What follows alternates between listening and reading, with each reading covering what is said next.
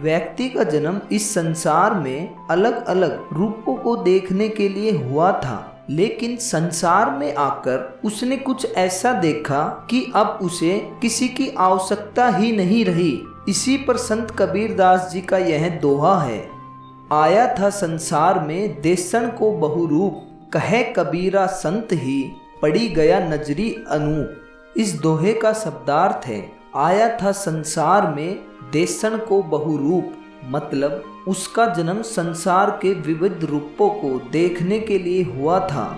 कहे कबीरा संत ही पड़ी गया नजरी अनूप, मतलब संत कबीर जी कहते हैं कि उनकी नज़र उस अनूप पर पड़ गई है।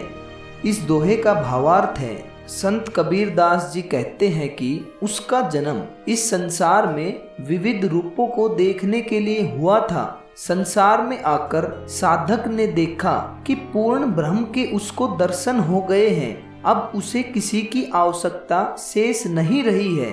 गुरु की कृपा से इस छोटे से जीवन में भी महान उपलब्धि हो जाती है। जैसे साधक का जन्म तुच्छ सांसारिक कर्मों को देखने के लिए हुआ था, लेकिन उसे तो पूर्ण परमात्मा की प्राप्ति हो गई है, जो अत्यंत ही श्रेष्ठ कार्य है। इसी पर संत कबीरदास जी ने कहा है, आया था संसार में देसन को बहुरूप, कहे कबीरा संत ही पड़ी गया नजरी अनूप।